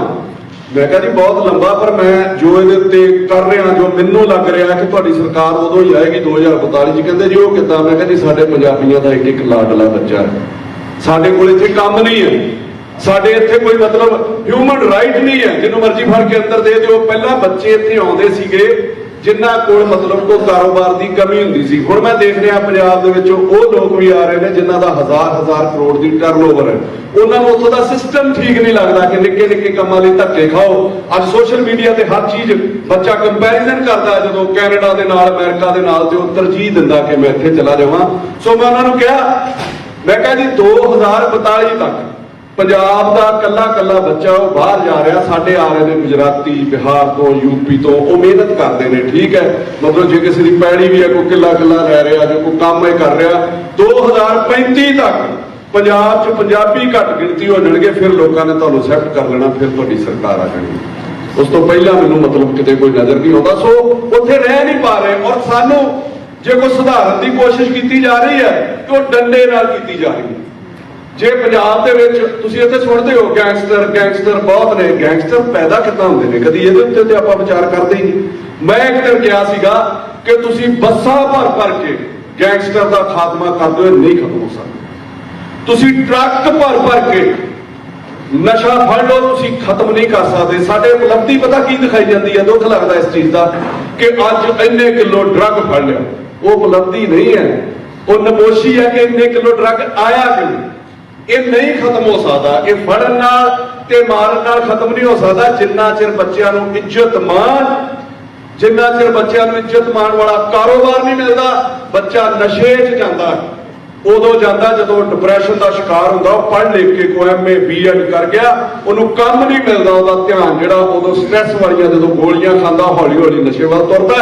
ਔਰ ਜਦੋਂ ਕਿਸੇ ਬੱਚੇ ਦੀਆਂ ਲੋੜਾਂ ਪੂਰੀਆਂ ਨਹੀਂ ਹੁੰਦੀਆਂ, ਉਹਨੂੰ ਲੱਗਦਾ ਮੇਰੀ ਮਾਂ ਮਰ ਰਹੀ ਹੈ ਬਿਮਾਰੀ ਦੇ ਨਾਲ, ਉਹਨੂੰ ਲੱਗਦਾ ਮੇਰਾ ਬਾਪ ਮਰ ਰਿਹਾ, ਮੇਰੇ ਛੋਟੇ ਭਰਾ ਦੀ ਫੀਸ ਨਹੀਂ ਜਾਂਦੀ, ਫਿਰ ਉਹ ਠੱਗੀ ਠੋਰੀ ਤੋਂ ਸ਼ੁਰੂ ਹੋ ਕੇ ਗੈਂਗਸਟਰ ਤੱਕ ਬਣਦਾ। ਇਹ ਪਿੱਛੋਂ ਜੜ ਜਿਹੜੀ ਉਹ ਖਤਮ ਕਰਨ ਦੀ ਲੋੜ ਹੈ। ਕੋਈ ਫੜ ਕੇ ਗੈਂਗਸਟਰ ਨਹੀਂ ਖਤਮ ਹੋ ਸਕਦੇ। ਜਿਵੇਂ ਤੁਸੀਂ ਇੱਕ ਮੈਂ ਤੁਹਾਨੂੰ ਮਿਸਾਲ ਦਿੰਦਾ ਕਿ ਕਿਤੇ ਕੁੱਤਾ ਬੈਠਾ ਹੋਵੇ ਨਾ, ਉਹਨੂੰ ਸੋਟੀ ਮਾਰੋ, ਉਹ ਜਿਹੜੀ ਸੋਟੀ ਉਹ ਪੈਰਾਂ ਨਾਲ ਫੜ ਕੇ ਜੂਝਦਾ ਕਿ ਹਾਂ ਸੋਟੀ ਮੈਨੂੰ ਵੱਜ ਨਾ ਜਾਵੇ। ਉਹ ਸੋਟੀ ਕਿਸੇ ਸ਼ੇਰ ਨੂੰ ਮਾਰੋ, ਉਹ ਸੋਟੀ ਨਹੀਂ ਫੜਦਾ, ਉਹ ਪਿੱਛੇ ਮਾਰਨ ਵਾਲੇ ਦਾ ਕੰਮ ਖਤਮ ਕਰ ਦਿੰਦਾ। ਉਹਨੂੰ ਪਤਾ ਵੀ ਸੋਟੀ ਵੱਜ ਕਿੱਥੋਂ ਰਹੀ ਹੈ, ਸੋਟੀ ਫੜਿਆ ਨਹੀਂ ਮੇਰੀ ਜਾਨ ਛੁੱਟਣੀ। ਸੋ ਜਾਨ ਉਦੋਂ ਛੁੱਟਣੀ ਹੈ ਕਿ ਜਦੋਂ ਉਹਦੀ ਜੜ ਦੇਖੋ ਪਿੱਛੇ ਕੀ ਹੈ, ਉਹਦੇ ਪਿੱਛੇ ਦੇਖੋ ਕਿ ਖਰਾਬ ਕਿਸ ਤਰ੍ਹਾਂ ਹੋ ਰਿਹਾ, ਇਹ ਸਿਸਟਮ 'ਚ ਸੁਧਾਰ ਕਿਸ ਤਰ੍ਹਾਂ ਹੋ ਸਕਦਾ। ਔਰ ਮੈਂ ਸਾਰਿਆਂ ਨੂੰ ਅਪੀਲ ਕਰਦਾ ਕਿ ਸਾਡੇ ਪੰਜਾਬ ਦੇ ਬੱਚੇ ਪੜ੍ਹਦੇ ਨੇ +2 ਤੱਕ, ਉਸ ਤੋਂ ਬਾਅਦ ਇੱਥੇ ਆ ਜਾਂਦੇ ਨੇ। ਮੈਂ ਸੁਣ ਰਿਹਾ ਸੀਗਾ, ਕੋਈ ਮਤਲਬ ਬੋਲ ਰਹੇ ਸੀਗੇ ਸਟੇਜ ਉੱਤੇ, ਲੈਕਚਰ ਕਰ ਰਹੇ ਸੀਗੇ, ਕੁਝ ਲੋਕ ਸ਼ਾਇਦ ਮੇਰੇ ਨਾਲ ਨਾ ਸਹਿਮਤ ਹੋਣ। ਉਹਦੇ 'ਚ ਬੋਲਦੇ ਨੇ ਕਿ ਜਦੋਂ ਤੁਸੀਂ ਟੀਚਾ ਧਰਦੇ ਹੋ ਨਾ, ਤੁਸੀਂ ਡਾਕਟਰ ਬਣਨਾ, ਤੁਸੀਂ ਇੰਜੀਨੀਅਰ ਬਣਨਾ, ਤੁਸੀਂ ਬਿਜ਼ਨਸਮੈਨ ਬਣਨਾ, ਤੇ ਤੁਸੀਂ ਉਹਦੇ ਵਿੱਚ ਆਪਣੇ ਆਪ ਨੂੰ ਪ੍ਰਫੁੱਲਤ ਕਰ ਸਕਦੇ ਹੋ, ਆਪਣੇ ਆਪ ਨੂੰ ਮਤਲਬ ਵਧੀਆ ਤੁਸੀਂ ਆਪਣੇ ਲਈ ਕਮਾਈ ਕਰ ਸਕਦੇ ਹੋ। ਚੰਦ ਲੋਕ ਜਿਹੜੇ ਤੁਹਾਡੇ ਨਾਲ ਜੁੜਦੇ ਨੇ, ਤੁਸੀਂ ਉਹਨਾਂ ਲਈ ਕੰਮ ਕਰ ਸਕਦੇ ਹੋ। ਹਾਂ, ਜੇ ਤੁਸੀਂ ਆਵਾਮ ਦਾ ਭਲਾ ਕਰਨਾ, ਜੇ ਤੁਸੀਂ ਕੌਮ ਦਾ ਭਲਾ ਕਰਨਾ, ਤੇ ਫਿਰ ਤੁਸੀਂ ਉਹ ਛੱਡ ਕੇ ਬਿਊਰੋਕ੍ਰੇਸੀ ਚਾਹੋ, ਜਿੰਨੇ ਕਾਨੂੰਨ ਬਣਾਉਣੇ ਨੇ, ਜਿੰਨੇ ਸਾਡਾ ਐਜੂਕੇਸ਼ਨ ਸਿਸਟਮ ਠੀਕ ਕਰਨਾ ਹੈ, ਜਿੰਨੇ ਸਾਡੇ ਬੱਚਿਆਂ ਦੀਆਂ ਲੋੜਾਂ ਪੂਰੀਆਂ ਕਰਨੀਆਂ ਨੇ, ਜਿੰਨੇ ਸਾਡੇ ਸਮਾਜ ਦੀਆਂ ਲੋੜਾਂ ਪੂਰੀਆਂ ਕਰਨੀਆਂ ਨੇ, ਉਸ ਸਿਸਟਮ ਦੇ ਵਿੱਚ ਆਉਣਾ ਪਊਗਾ। ਉਸ ਸਿਸਟਮ ਦੇ ਵਿੱਚ ਸਾਡੀ ਗਿਣਤੀ ਬਹੁਤ ਘਟ ਗਈ। ਜਿੰਨਾ ਚਿਰ ਉਹ ਸਿਸਟਮ ਦੇ ਉੱਤੇ ਸਾਡਾ ਕਬਜ਼ਾ ਨਹੀਂ ਹੋਊਗਾ, ਬਿਊਰੋਕ੍ਰੇਸੀ ਦੇ ਉੱਤੇ, ਸਾਡਾ ਕੁਝ ਵੀ ਭਲਾ ਨਹੀਂ ਹੋ ਸਕਦਾ, ਸਾਡਾ ਕੁਝ ਵੀ ਨਹੀਂ ਸੁਧਰ ਸਕਦਾ। ਅਸੀਂ ਸਿਰਫ ਰਹਿਮੋ ਕਰਮ ਦੇ ਉੱਤੇ ਰਵਾਂਗੇ। ਸੋ ਇਹਨਾਂ ਚੀਜ਼ਾਂ ਲਈ ਤੁਹਾਨੂੰ ਵੀ ਉਹਦੇ ਉੱਤੇ ਫੋਕਸ ਕਰਨਾ ਪਊਗਾ। ਤੁਹਾਨੂੰ ਵੀ ਇਹ ਜਿਹੜੇ ਇਹ ਸੈਂਟਰ ਨੇ, ਕੋਚਿੰਗ ਸੈਂਟਰ, ਉਹਨਾਂ ਲਈ ਉਪਰਾਲਾ ਜਿਹੜਾ ਕਰਨਾ ਪਊਗਾ। ਫੇਰ ਹੀ ਜਿਹੜਾ ਮਤਲਬ ਖਾਸ ਕਰਕੇ ਬੱਚੀਆਂ ਦੀ ਪੜ੍ਹਾਈ ਦੇ ਉੱਤੇ ਤੁਹਾਨੂੰ ਜਿਹੜਾ ਫੋਕਸ ਕਰਨਾ ਪਊਗਾ। ਜੇ ਮੈਂ ਪੜ੍ਹੂੰਗਾ ਤੇ ਮੈਂ ਤੇ ਆਪਣੇ ਬੱਚਿਆਂ ਨੂੰ ਪੜ੍ਹਾ ਸਕਦਾ। ਕਹਿੰਦੇ ਆ ਨਾ, ਜਦੋਂ ਲੜਕੀ ਪੜ੍ਹਦੀ ਹੈ ਉਹ ਇੱਕ ਤੇ ਆਪਣੇ ਪਿਛਲੇ ਜਿੱਥੇ ਉਹ ਰਹਿ ਕੇ ਆਉਂਦੀ ਆ ਪੇਕੇ ਪਰਿਵਾਰ ਦਾ ਵੀ ਭਲਾ ਕਰਦੀ ਹੈ, ਔਰ ਅਗਲੇ ਪਾਸੇ ਜਾ ਕੇ ਸਹੁਰੇ ਪਰਿਵਾਰ ਦੇ ਵਿੱਚ ਵੀ ਬੱਚਿਆਂ ਨੂੰ ਪੜ੍ਹਾ ਸਕਦੀ ਹੈ, ਸਿੱਖਿਆ ਦੇ ਸਕਦੀ ਹੈ। ਸੋ ਜਿਹੜੇ ਚੀਜ਼ ਦੇ ਨਾਲ, ਜਿਹੜੇ ਕੰਮਾਂ ਦੇ ਨਾਲ ਸਾਡਾ ਫਾਇਦਾ ਹੋ ਸਕਦਾ ਸਮਾਜ ਦਾ, ਸਾਨੂੰ ਉਹਦੇ ਉੱਤੇ ਗੌਰ ਕਰਨਾ ਚਾਹੀਦਾ। ਔਰ ਫੋਕੀਆਂ ਗੱਲਾਂ ਦੇ ਉੱਤੇ, ਇੱਥੇ ਮੈਂ ਪੁੱਛ ਰਿਹਾ ਸੀਗਾ ਕਿ ਕੈਨੇਡਾ ਦੇ ਵਿੱਚ ਜਦੋਂ ਬੱਚੇ ਸਕੂਲ 'ਚ ਜਾਂਦੇ ਨੇ ਤੇ ਮੈਨੂੰ ਕਿਸੇ ਨੇ ਦੱਸਿਆ ਕਿ ਉਹਨਾਂ ਲਈ ਸਕੂਲ ਡਰੈਸ ਜ਼ਰੂਰੀ ਨਹੀਂ ਹੈਗੀ। ਸੋ ਐਜੂਕੇਸ਼ਨ ਜ਼ਰੂਰੀ ਹੈ ਇਸ ਡਰੈਸ ਨਾਲੋਂ। ਔਰ ਦੁੱਖ ਮੈਨੂੰ ਪਤਾ ਕੀ ਹੈ, ਮੈਂ ਪਿੱਛੇ ਜੇ ਇੱਕ ਕੇਸ ਪੜ੍ਹਿਆ ਸੀਗਾ ਕਿ ਸਾਡੇ ਇੱਥੇ ਬੱਚਿਆਂ ਨੂੰ ਬੜਾ ਮਤਲਬ ਫੁੱਲਾਂ ਵਾਂਗੂ ਲਿਆ ਜਾਂਦਾ। ਸਾਡੇ ਉੱਥੇ ਦੇ ਬੱਚਿਆਂ ਦੀਆਂ ਵਰਦੀਆਂ 'ਚ ਵੀ ਕਈ ਲੋਕ ਇਹੋ ਜਿਹੇ ਨੇ ਜਿਹੜੇ ਉਹਦੇ 'ਚ ਪੈਸੇ ਖਾ ਜਾਂਦੇ ਨੇ, ਮਿਡ ਡੇ ਮੀਲ ਦੇ ਵਿੱਚ ਪੈਸੇ ਖਾ ਜਾਂਦੇ ਨੇ। ਸੋ ਇਹ ਸਿਸਟਮ ਜਿਹੜਾ ਸਹੀ ਕਰਨ ਦੀ ਲੋੜ ਹੈ। ਔਰ ਤੁਸੀਂ ਜਦੋਂ ਸਰ ਉੱਥੇ ਪ੍ਰਿੰਸੀਪਲ ਸੀਗੇ, ਉਸ ਤੋਂ ਪਹਿਲਾਂ 5-10 ਸਾਲ ਪਹਿਲਾਂ ਤੱਕ ਐਜੂਕੇਸ਼ਨ ਦਾ ਮਿਆਰ ਜਿਹੜਾ ਉਹ ਬਹੁਤ ਉੱਚਾ ਰਿਹਾ, ਤੁਹਾਡੇ ਵੇਲੇ ਤੱਕ ਵੀ ਉੱਚਾ ਰਿਹਾ। ਇਹ ਡਾਊਨ ਕਿਸ ਤਰ੍ਹਾਂ ਕੀਤਾ ਗਿਆ, ਇਹਨੂੰ ਮਾਫੀਆ ਨੇ ਕਿਵੇਂ ਘੇਰਿਆ? ਮੈਂ ਛੋਟਾ ਸੀਗਾ ਔਰ ਮੈਨੂੰ ਪਤਾ ਕਿ ਜੇ ਮੈਂ ਬਿਮਾਰ ਹੋਣਾ ਤੇ ਡਿਸਪੈਂਸਰੀ ਸਾਡੇ ਘਰ ਦੇ ਲਾਗੇ ਹੁੰਦੀ ਸੀ ਸਰਕਾਰੀ, ਉੱਥੋਂ ਸਾਡਾ ਜਿਹੜਾ ਇਲਾਜ ਚੱਲਦਾ ਸੀਗਾ। ਮਤਲਬ ਉੱਥੋਂ ਦਵਾਈ ਲੈ ਕੇ ਆ ਜਾਣੀ। ਸਰਕਾਰੀ ਸਕੂਲ ਦਾ ਮੈਂ ਪੜ੍ਹਿਆ, ਮੈਂ ਵੀ ਸਰਕਾਰੀ ਸਕੂਲ 'ਚ ਪੜ੍ਹਿਆ। ਔਰ ਜਦੋਂ ਇਹ ਐਜੂਕੇਸ਼ਨ ਦੇ ਉੱਤੇ ਪੋਲੀਟੀਸ਼ੀਅਨ ਜਿਹੜਾ ਪੋਲੀਟੀਕਲ ਮਾਫੀਆ, ਪੋਲੀਟੀਕਲ ਟੈਰਰਿਜ਼ਮ ਹੈ ਜਿਹੜਾ, ਉਹਨੇ ਜਦੋਂ ਕਬਜ਼ਾ ਕੀਤਾ, ਜਿਹੜੇ ਸਰਕਾਰੀ ਸਕੂਲ ਸੀਗੇ ਉਹਨਾਂ ਦਾ ਮਿਆਰ ਸੁੱਟਣਾ ਸ਼ੁਰੂ ਕਰ ਦਿੱਤਾ। ਉਹਨਾਂ ਦੀਆਂ ਇਮਾਰਤਾਂ ਖੰਡਰ ਹੋ ਗਈਆਂ। ਜਦੋਂ ਮੈਡੀਕਲ ਸਿਸਟਮ ਕਰਨਾ ਸੀਗਾ, ਉਹਨਾਂ ਦਾ ਮਿਆਰ ਜਿਹੜਾ ਡਿੱਗਣਾ ਸ਼ੁਰੂ ਕਰ ਦਿੱਤਾ, ਖੰਡਰ ਬਣਨੇ ਸ਼ੁਰੂ ਹੋ ਗਏ। ਉੱਥੇ ਡਾਕਟਰਾਂ ਦੀ ਕਮੀ ਸ਼ੁਰੂ ਹੋ ਗਈ। ਤੇ ਜਿਸ ਬੱਚੇ ਨੇ ਆਪਣੇ ਬਾਪ ਨੂੰ ਬਚਾਉਣਾ, ਆਪਣੀ ਮਾਂ ਨੂੰ ਬਚਾਉਣਾ, ਫਿਰ ਉਹ ਪ੍ਰਾਈਵੇਟ ਹਸਪਤਾਲਾਂ ਵੱਲ ਰੁੱਖ ਕਰਦਾ ਸੀਗਾ। ਔਰ ਉੱਥੇ ਲੁੱਟ ਖਸੁੱਟ ਜਿਹੜੀ ਹੈਗੀ ਸੀ ਉਹ ਕਿੰਨੀ ਕੀਤੀ ਜਾਂਦੀ ਉਹ ਸਭ ਨੂੰ ਪਤਾ। ਪ੍ਰਾਈਵੇਟ ਸਕੂਲਾਂ 'ਚ ਕਿੰਨੀ ਲੁੱਟ ਖਸੁੱਟ ਕੀਤੀ ਜਾਂਦੀ ਉਹ ਸਭ ਨੂੰ ਪਤਾ। ਇਸ ਤਰੀਕੇ ਨੂੰ ਸਾਜ਼ਿਸ਼ ਦੇ ਨਾਲ ਘੇਰਿਆ ਗਿਆ ਔਰ ਸਾਜ਼ਿਸ਼ ਦੇ ਨਾਲ ਜਿਹੜਾ ਮਾਰਿਆ ਗਿਆ। ਔਰ ਮੈਂ ਹੁਣੇ ਇਹਨਾਂ ਨੂੰ ਦੱਸ ਰਿਹਾ ਸੀਗਾ ਕਿ ਇੱਥੇ ਬੱਚੇ ਜਦੋਂ ਚੈਨਲ ਤੇ ਮੇਰੀ ਇੰਟਰਵਿਊ ਕਰ ਰਹੇ ਸੀਗੇ ਕਿ ਬੱਚੇ ਕਿਸੇ ਦਾ ਵੀ ਆਪਣਾ ਦੇਸ਼, ਆਪਣਾ ਸੂਬਾ, ਆਪਣਾ ਸ਼ਹਿਰ ਛੱਡਣ ਨੂੰ ਜੀ ਨਹੀਂ ਕਰਦਾ। 20 ਮਜਬੂਰੀਆਂ ਬਣਦੀਆਂ ਨੇ। ਕਿਸੇ ਨੂੰ ਉੱਥੇ ਸਿਸਟਮ ਠੀਕ ਨਹੀਂ ਲੱਗਦਾ, ਕਿਸੇ ਦੇ ਘਰ ਜਿਹੜੀ ਰੋਟੀ ਹੈ ਉਹ ਨਹੀਂ ਚੱਲਦੀ। ਜਿਹੜਾ ਬੱਚਾ ਜਿੰਨਾ ਪੜ੍ਹਿਆ ਲਿਖਿਆ ਹੋਵੇ ਉਸ ਲੈਵਲ ਦਾ ਨੂੰ ਕੰਮ ਨਹੀਂ ਮਿਲਦਾ, ਤੇ ਜਦੋਂ ਉਸ ਲੈਵਲ ਦਾ ਨੂੰ ਕੰਮ ਨਹੀਂ ਮਿਲਦਾ ਤੇ ਉਹ ਮਜ਼ਦੂਰੀ ਹੁੰਦੀ ਹੈ। ਉਹਦੀ ਕਾਬਲੀਅਤ ਦੇ ਅਨੁਸਾਰ ਜਦੋਂ ਕੰਮ ਨਾ ਮਿਲੇ ਉਹ ਲੇਬਰ ਲੱਗਦੀ ਉਹਨੂੰ ਕਰਨੀ। ਔਰ ਬੱਚਿਆਂ ਨੇ ਇੱਥੇ ਰੁੱਖ ਕਰ ਲਿਆ। ਔਰ ਮੈਂ 10-15 ਦਿਨ ਤੋਂ ਇੱਥੇ ਦੇਖ ਰਿਹਾ ਕਿ ਬੱਚਿਆਂ ਦੇ ਹਾਲਾਤ ਵੀ ਕੀ ਨੇ, ਉਹ ਜੂਝਦੇ ਵੀ ਕਿਵੇਂ ਨੇ, ਕਿਵੇਂ ਉਹ ਬੇਸਮੈਂਟ ਦੇ ਵਿੱਚ ਰਹਿੰਦੇ ਨੇ, ਕਿੱਥੇ ਉਹਨਾਂ ਆਪਣੀ ਪੜ੍ਹਾਈ ਦਾ ਖਰਚਾ ਵੀ ਕੱਢਣਾ ਔਰ ਕਿੱਥੇ ਉਹਨਾਂ ਆਪਣੇ ਮਾਂ-ਬਾਪ ਨੂੰ ਵੀ ਦੱਸਣਾ ਕਿ ਅਸੀਂ ਬੜੇ ਖੁਸ਼ ਹਾਂ। ਮਤਲਬ ਇੱਥੇ ਨਾ ਖੁਸ਼ ਹੋ ਕੇ ਵੀ ਮਜਬੂਰੀ ਦੇ ਵਿੱਚ ਵੀ ਦੱਸਣਾ ਪੈਂਦਾ, ਆਪਣੀ ਕਿਰਾਇਆ ਵੀ ਕੱਢਣਾ, ਆਪਣੀ ਰੋਟੀ ਵੀ ਚਲਾਉਣੀ ਹੈ। ਕਿੰਨਾ ਹਾਲਾਤਾਂ ਦੇ ਵਿੱਚ ਜਦੋਂ ਮੈਂ ਆਇਆ ਸੀਗਾ ਇੱਥੇ ਤੇ ਮੈਨੂੰ ਲੱਗਾ ਕਿ ਲੋਕ ਬੜੀ ਮੌਜ ਕਰਦੇ ਹੋਣਗੇ, ਪਰ ਮੈਂ ਇੱਥੇ ਦੇਖਿਆ ਕਿ ਤੁਹਾਨੂੰ ਜੂਝਣਾ ਪੈਂਦਾ। ਤੁਹਾਨੂੰ ਮਤਲਬ ਕਮਾਉਣ ਲਈ, ਖਾਣ ਲਈ ਤੁਹਾਨੂੰ ਬਹੁਤ ਸਾਰੀ ਮਿਹਨਤ ਕਰਨੀ ਪੈਂਦੀ ਹੈ। ਬਹੁਤ ਸਾਰਾ ਤੁਹਾਨੂੰ ਮਤਲਬ ਆਪਣੀ ਜ਼ਿੰਦਗੀ ਦਾ ਟਾਈਮ ਦੇਣਾ ਪੈਂਦਾ। ਤੁਹਾਨੂੰ ਪੂਰੇ ਡਿਸਪਲਿਨ ਨਾਲ ਕੰਮ ਕਰਨਾ ਪੈਂਦਾ। ਔਰ ਜਿਹੜੀ ਬੱਚਿਆਂ ਦੀ ਹਾਲਤ ਹੈ, ਮਤਲਬ ਮੈਂ ਦੇਖੀ ਆ ਉਹਦੇ ਉੱਤੇ ਮੈਂ ਜਾਣ ਲੈਣਾ, ਕਿਸੇ ਸ਼ਾਇਰ ਨੇ ਬਹੁਤ ਵਧੀਆ ਲਿਖੀਆਂ ਨੇ ਕਿ ਬੱਚੇ ਇੱਥੇ ਚਾਹੇ ਜਿੰਨੀ ਮਰਜ਼ੀ ਮਜਬੂਰੀ ਚੋਂ, ਕਿ ਉਹਨਾਂ ਦੇ ਹਾਲ ਦੇਖੋ। ਜਦੋਂ ਘਰੋਂ ਫੋਨ ਆਉਂਦਾ ਨਾ ਤੇ ਉੱਥੇ ਉਹ ਦੱਸਦੇ ਨੇ ਕਿ ਬਹੁਤ ਵਧੀਆ, ਮੈਂ ਪਾਪਾ ਠੀਕ ਆ, ਮੰਮਾ ਠੀਕ ਆ, ਮੈਂ ਬਹੁਤ ਵਧੀਆ। ਇੱਥੇ ਉੱਥੋਂ ਨੂੰ ਬਹੁਤ ਫਰਕ ਹੈ। ਉਹ ਕਹਿੰਦਾ ਕਿ ਹਿਜਰਤੋਂ का जमाना भी क्या जमाना है, हिजरतों का जमाना भी क्या जमाना है, उन्हीं से दूर है जिनके लिए कमाना है। खुशी ये है कि मेरे घर से फोन आया है, सितम ये है कि खैरियत बताना है। मतलब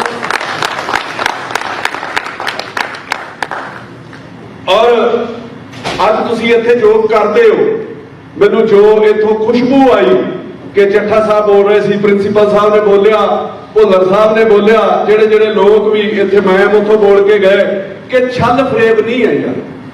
ਮਤਲਬ ਜੋ ਤੁਹਾਡੀ ਸੋਚ ਹੈ, ਜੋ ਤੁਹਾਡੀ ਨੀਤ ਹੈ, ਤੁਸੀਂ ਉਹ ਕਰਨਾ ਚਾਹੁੰਦੇ ਹੋ। ਇੱਥੋਂ ਦੇ ਲੋਕ ਵੀ ਇਸ ਤਰੀਕੇ ਕਰਦੇ ਨੇ। ਪਰ ਜਦੋਂ ਤੁਸੀਂ ਸਾਡੇ ਦੇਸ਼ 'ਚ ਦੇਖੋ ਨਾ, ਸਾਡੀ ਸਟੇਟ ਦੇ ਵਿੱਚ ਦੇਖੋ, ਮੇਰਾ ਲੈਕਚਰ ਸਟੇਜ ਦੇ ਉੱਤੇ ਹੋਰ ਹੋਊਗਾ ਤੇ ਆਮ ਜਦੋਂ ਮੈਂ ਵਿਚਰਨਾ ਹੈ ਤੇ ਮੈਂ ਇੱਕਦਮ ਹੀ ਬਦਲ ਜਾਣਾ। ਮਤਲਬ ਜੋ ਤੁਸੀਂ ਕਹਿੰਦੇ ਹੋ ਉਹਦੇ ਉੱਤੇ ਪਹਿਰਾ ਦੇਣਾ ਚਾਹੀਦਾ, ਉਹਦੇ ਉੱਤੇ ਕੰਮ ਕਰਨਾ ਚਾਹੀਦਾ। ਸਟੇਜ ਤੋਂ ਬੜੇ ਲੱਛੇਦਾਰ ਭਾਸ਼ਣ ਦਿੱਤੇ ਜਾਂਦੇ ਨੇ ਲੋਕਾਂ ਨੂੰ ਲੁਭਾਉਣੇ, ਔਰ ਉਸ ਤੋਂ ਬਾਅਦ ਉਹਦੇ ਉੱਤੇ ਫੋਕਸ ਨਹੀਂ ਕੀਤਾ ਜਾਂਦਾ, ਉਹਦੇ ਉੱਤੇ ਕੰਮ ਨਹੀਂ ਕੀਤਾ ਜਾਂਦਾ। ਉਹ ਸਿਰਫ ਸੁਣਨ ਦੇ ਵਿੱਚ ਸਾਨੂੰ ਚੰਗੇ ਲੱਗਦੇ ਨੇ। ਜਿਵੇਂ ਉਹ ਕਹਿੰਦੇ ਆ ਨਾ ਵੀ ਲੈਕਚਰ ਤੇ ਦਿੰਦੇ ਆ ਵੀ ਬਾਲ ਮਜ਼ਦੂਰੀ ਨਹੀਂ ਹੋਣੀ ਚਾਹੀਦੀ ਤੇ ਸ਼ਾਮਾਂ ਨੂੰ ਕਿਸੇ ਦੁਕਾਨ ਤੇ ਬੈਠੇ ਹੋਣਗੇ ਛੋਟੂ ਦੋ ਚਾਹ ਲਾਣਾ। ਮਤਲਬ ਇਸ ਤਰੀਕੇ ਕਹਿਣੀ ਤੇ ਕਥਨੀ ਦੇ ਵਿੱਚ ਕਿੰਨਾ ਫਰਕ ਹੈ, ਉਹਨੂੰ ਦੂਰ ਕਰਨ ਦੀ ਲੋੜ ਹੈ। ਇੱਥੇ ਦੱਸਿਆ ਜਾਂਦਾ ਕਿ ਮੈਂ ਆਪਣੇ ਦੇਸ਼ ਦੀ ਸੇਵਾ ਕਰਨੀ ਹੈ, ਲੈਕਚਰ ਦੇ ਵਿੱਚ ਸਮਾਜ ਨੂੰ ਬੜਾ ਮਤਲਬ ਨਿਭਾਉਣ ਦੀ ਕੋਸ਼ਿਸ਼ ਕੀਤੀ ਜਾਂਦੀ ਹੈ, ਪਰ ਜਦੋਂ ਤੁਹਾਡੇ ਕੋਲ ਤਾਕਤ ਆਉਂਦੀ ਹੈ ਉਦੋਂ ਤੁਸੀਂ ਸਾਰਾ ਕੁਝ ਭੁੱਲ ਜਾਂਦੇ ਹੋ ਕਿ फुर्सत तो मुझे भी थी देश के लिए, फुर्सत तो मुझे भी थी देश के लिए, जब पेट भर गया तो मुझे नींद आ गई। मतलब ਗੱਲਾਂ ਤੇ ਆਪਾਂ ਬੜੀਆਂ ਕਰਦੇ ਆ, ਜਦੋਂ ਅਸੀਂ ਉਸ ਟੀਚੇ ਤੇ ਪਹੁੰਚ ਜਾਂਦੇ ਆ ਤੇ ਫਿਰ ਕੁਝ ਕਰਨ ਦੀ ਕੋਸ਼ਿਸ਼ ਨਹੀਂ ਕਰਦੇ। ਇੱਕ ਚੀਜ਼ ਜਿਹੜੀ ਪੰਜਾਬ 'ਚ ਲੜਾਈ ਚੱਲਦੀ ਹੈ ਜੀ, ਅਸੀਂ ਕੀ ਕਰਦੇ ਆ, ਅਸੀਂ ਲੜਨਾ ਅਗਰੈਸਿਵ ਹੋ ਕੇ ਸ਼ੁਰੂ ਕਰ ਦਿੱਤਾ। ਮੈਂ ਹਰ ਥਾਂ ਦੇ ਉੱਤੇ ਇੱਕ ਗੱਲ ਕਹਿਣਾ ਕਿ ਤੁਸੀਂ ਟੀਚਾ ਦੇਖੋ, ਇੱਕ ਮਤਲਬ RSS ਬੜੀ ਵੱਡੀ ਸੰਸਥਾ 70 ਸਾਲ ਤੋਂ ਕੰਮ ਕਰ ਰਹੀ ਹੈ ਭਾਰਤ ਦੇ ਵਿੱਚ। ਅੱਜ ਮੈਂ ਚੈਲੰਜ ਨਾ ਕਹਿਣਾ ਕਿ ਦੇਸ਼ ਦੇ ਵਿੱਚ ਕਿਸੇ ਸਟੇਟ ਦੇ ਵਿੱਚ ਵੀ ਸਰਕਾਰ ਕਿਸੇ ਦੀ ਵੀ ਹੋਵੇ, ਚਾਹੇ ਉਹ ਕਮਿਊਨਿਸਟ ਦੀ ਹੋਵੇ, ਚਾਹੇ ਉਹ ਆਮ ਆਦਮੀ ਦੀ ਹੋਵੇ, ਚਾਹੇ ਉਹ ਅਕਾਲੀ ਦਲ ਦੀ ਹੋਵੇ, ਚਾਹੇ ਕਿਸੇ ਦੀ ਵੀ ਹੋਵੇ, ਇਨਡਾਇਰੈਕਟਲੀ ਕਬਜ਼ਾ ਜਿਹੜਾ ਉਹਦੇ ਉੱਤੇ RSS ਦਾ ਉਹ ਕਿਵੇਂ ਹੋਇਆ ਕਿ ਉਹਨਾਂ ਨੇ ਇੱਕ ਮਿਸ਼ਨ ਲੈ ਕੇ ਚੱਲੇ। ਉਹਨਾਂ ਨੇ ਐਜੂਕੇਸ਼ਨ ਸੈਂਟਰ ਖੋਲੇ, ਬਹੁਤ ਸਾਰੇ IAS, ਬਹੁਤ ਸਾਰੇ IPS ਅਫਸਰ, ਬਹੁਤ ਗਿਣਤੀ ਦੇ ਵਿੱਚ ਉਹਨਾਂ ਨਾਲ ਸੰਬੰਧਿਤ ਲੋਕ ਨੇ। ਅੱਜ ਤੁਸੀਂ ਕਿਸੇ ਵੀ ਮਹਿਕਮੇ ਜਾਓ, ਸਰਕਾਰ ਚਾਹੇ ਪੰਜਾਬ 'ਚ ਕੋਈ ਚਲਾ ਰਿਹਾ ਹੋਵੇ, ਜਿਹੜੇ ਅਫਸਰ ਨੇ ਉਹ ਉਹਨਾਂ ਦੀ ਸੋਚ ਵਾਲੇ ਨੇ। ਉਹਨਾਂ ਪੂਰਨ ਤੌਰ ਦੇ ਉੱਤੇ ਦੇਸ਼ ਦੇ ਉੱਤੇ ਜਿਹੜਾ ਕਬਜ਼ਾ ਕੀਤਾ ਹੋਇਆ। ਮੈਂ ਕੋਈ ਇਹ ਨਹੀਂ ਕਹਿੰਦਾ ਗੁਨਾਹ, ਮੈਂ ਕੋਈ ਨਫ਼ਰਤ ਦੀ ਭਾਵਨਾ ਨਾਲ ਨਹੀਂ ਕਹਿ ਰਿਹਾ, ਮੈਂ ਉਹਨਾਂ ਦੀ ਮਿਹਨਤ ਦੀ ਤਾਰੀਫ ਕਰਦਾ। ਤੇ ਅਸੀਂ ਲੋਕ ਜਦੋਂ ਉਹਦੇ ਨਾਲ ਲੜਨਾ ਸ਼ੁਰੂ ਕਰਨ ਦੀ ਕੋਸ਼ਿਸ਼ ਕਰਦੇ ਆ ਨਾ, ਉਸ ਵਿਚਾਰਧਾਰਾ ਚੋਂ ਨਿਕਲਣ ਦੀ ਕੋਸ਼ਿਸ਼ ਕਰਦੇ ਆ, ਤੇ ਅਸੀਂ ਫੜ ਲੈਂਦੇ ਆ ਬੰਦੂਕਾਂ, ਅਸੀਂ ਫੜ ਲੈਂਦੇ ਆ ਕਿਰਪਾਨਾਂ। ਉਹਦੇ ਨਾਲ ਉਹਨੂੰ ਫਾਈਟ ਨਹੀਂ ਕੀਤੀ ਜਾ ਸਕਦੀ। ਇਹ ਐਜੂਕੇਸ਼ਨ ਦੇ ਨਾਲ ਹੀ ਫਾਈਟ ਕੀਤੀ ਜਾ ਸਕਦੀ ਹੈ। ਆਪਣੀ ਪਨੀਰੀ ਤਿਆਰ ਕਰਕੇ ਆਪਣੇ ਬੱਚੇ ਉਹਨਾਂ ਪੋਸਟਾਂ ਤੇ ਬਿਠਾ ਕੇ ਤੁਸੀਂ ਉਹਨਾਂ ਦਾ ਮੁਕਾਬਲਾ ਕਰ ਸਕਦੇ ਹੋ। ਕਿਰਪਾਨਾਂ ਬੰਦੂਕਾਂ ਦੇ ਨਾਲ ਤੁਸੀਂ ਕਿਸੇ ਨਾਲ ਵੀ ਨਹੀਂ ਲੜ ਸਕਦੇ। ਬਹੁਤ ਜ਼ਿਆਦਾ ਨੁਕਸਾਨ ਜਿਨ੍ਹਾਂ ਲੋਕਾਂ ਨੇ ਮਤਲਬ ਸਾਡੇ ਲਈ ਸੋਚਣਾ ਸੀਗਾ, ਜਿਨ੍ਹਾਂ ਸੰਸਥਾਵਾਂ ਨੇ, ਉਹਨਾਂ ਨੇ ਕੁਝ ਨਹੀਂ ਕੀਤਾ। 10-15 ਸਾਲ ਤੋਂ ਤੁਸੀਂ ਇੱਥੇ ਬੈਠੇ ਦਰਦ ਰੱਖਦੇ ਹੋ, ਉੱਥੇ ਕੁਝ ਨਹੀਂ ਕੀਤਾ ਗਿਆ। ਬਹੁਤ ਵੱਡਾ ਜਿਹੜਾ ਨੁਕਸਾਨ ਹੈ ਉਹ ਪੰਜਾਬ ਦਾ ਹੋ ਚੁੱਕਿਆ, ਔਰ ਬਹੁਤ ਸਾਰਾ ਜਿਹੜਾ ਦੁੱਖ ਦਰਦ ਹੈ ਉਹ ਪੰਜਾਬ 'ਚ ਚੱਲਦਾ। ਕਹਿੰਦੇ ਨਾ ਪੰਜਾਬ ਦੇ ਹਾਲਾਤ ਕੀ ਹੈ ਕਿ ਕਮਰੇ ਮੇਂ ਹੈ ਬਿਖਰਾ ਹੁਆ ਕੁਛ ਸਾਮਾਨ ਵਗੈਰਾ, कमरे में है बिखरा हुआ कुछ सामान वगैरह, खत ख्वाब किताबें गुलो गुलदान वगैरह। इश्क के मुर्शद से, ये थे इश्क मैं कह देना, सियासत के मुर्शद से जना खौफ जदा हूं मैं, झेले हैं बहुत दुख दर्द नुकसान वगैरह।